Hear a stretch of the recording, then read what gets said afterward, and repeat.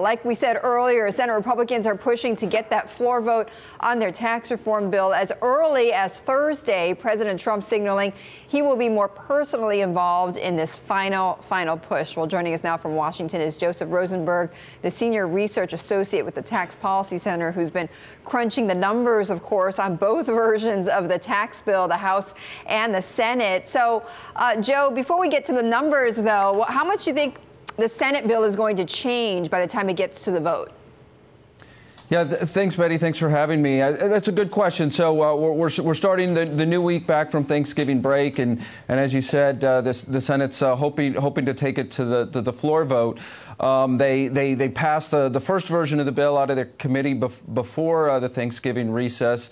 And there's almost certain to be changes this week in order to get to the votes they need. Right. But what do you think is the most significant change that's going to happen, Joe?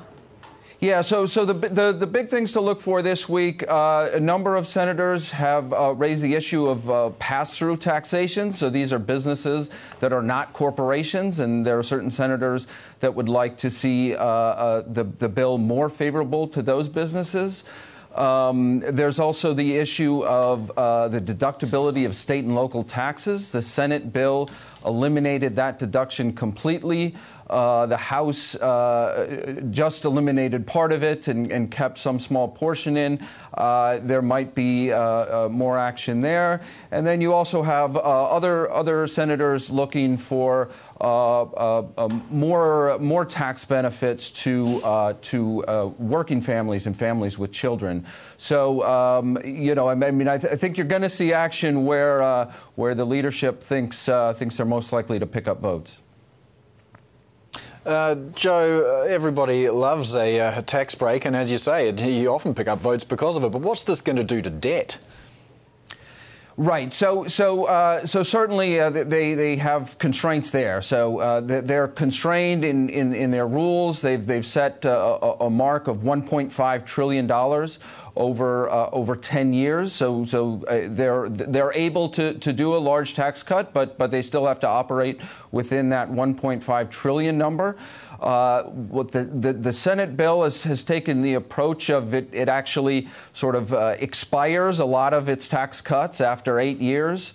So as they, if they do have to load in more goodies and more tax cuts and possibly take out some of the offsets or the base broadeners, they'll have to either look to expire everything sooner or try to pick up some other pay-fors that they think they can get. Yeah, earlier we were talking to one of our reporters, Joe Sobchak, who pointed out, well, Kansas tried to cut taxes and the economic growth never materialized. Is there a risk that the same could happen on a federal level and the debt expands as well? Yeah, so certainly that's a big concern. So again, $1.5 trillion a reduction in federal revenue over 10 years. The question is, how much, can a tax bill like this benefit the economy? We've taken a look at it. A lot of other independent analysts have taken a look at it. And, it's likely that the effect is going to be relatively modest. I mean, we're getting a few tenths of a % increase in the level of GDP by 2027. Maybe optimistic, something to offset maybe, 10% of that 1.5 trillion. So the official estimates from the Congressional Budget Office say, the debt will increase by more than $1.5 trillion, and that will create pressure down the road. Joe, let's say the Senate bill passes, then it's up to the lawmakers to reconcile the House and the Senate bill, and of course the questions will then be what stays and what goes. Have you gamed out that scenario? What's going to stay and go when the two reconcile their bills? No, so it's always risky to try to predict what Congress may or may not do. So the first step is the Senate needs to pass their bill. So they need to secure the 50 votes to get it through. And then there's sort of the two options. They can either go to committee and hash out the differences, or the other option is that the House simply take up and pass the Senate's version.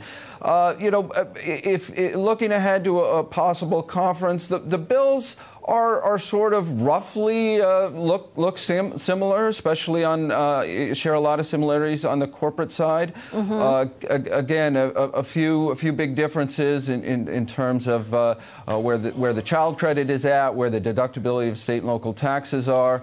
So I suspect they will be fairly close if they get there, but certainly still disagreements to be settled and votes to take. And ultimately, I mean, we always make these lists up, right? Like who's going to benefit the most and who's going to benefit the least or get hurt by this. Broadly speaking, what are the groups that you see are really going to benefit from this, and what are really going to be hurt? Yeah, so the centerpiece of the bill in both the House and the Senate are cuts to the U.S. corporate income tax. So, I mean, in some sense, the most sort of the largest tax cuts are focused on corporations, especially multinational corporations, and at the same time, sort of pass-through business owners, wealthy business owners. Broadly speaking, it's a big tax cut. It delivers, on average, tax cuts across the income distribution on the order of 1% to 2% increase in take-home pay. The largest benefits would go to upper-income taxpayers, who might see a 2% to 3%.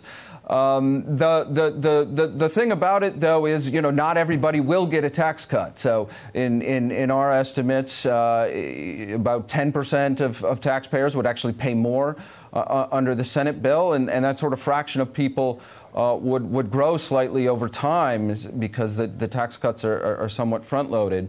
And then again, the Senate bill sunsets or has all their individual tax cuts expire at the end of 2025. So looking out beyond then, we estimate that over 50% of people would end up paying more in taxes than they do under the current law. All right. Thanks very much for joining us this morning. That's Tax Policy Centre Senior Research Associate Joseph Rosenberg.